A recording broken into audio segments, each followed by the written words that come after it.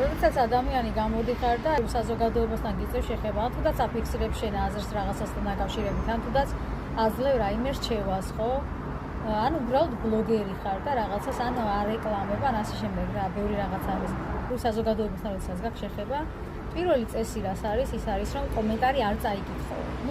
ეს არის პირველი წესი, რადგან არსებობს უამრავი მასა, ისეთი რომ რა თქმა უნდა, უმრავლესობა, რომლებიც ყველა შენ აზრზე შეიძლება ვერ იყოს. უბრალოდ ვიღაცა შეიძლება შენი გარეგნობით გაღიზიანდეს, ვიღაცა უბრალოდ შეიძლება რაღაც თავისი ბოღმა ქონდეს და ან ზოგი სოციოპატია, ზოგი ისეთი ადამიანია, გავიცე რომ აი სხვისით ამცირებით თითქოს იწევს თავის საკუთარ თვითშეფასებას.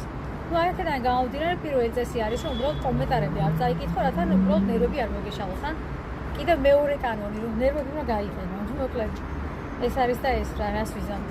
უმრავლესობა ასეთია და ადამიანი ვინც ზოგადად ნორმალურად აზროვნებს, ის ცდილობს არ დააფიქსიროს საკუთარი აზრი, შემდეგ რომ აი ეს ზომბები მას არ შეესიონ და იგივე მდგომარეობაში არ აღმოჩნდეს, ვისაც უწერეს სიტყვაზე ბინძურ და საზღვრება კომენტარებს.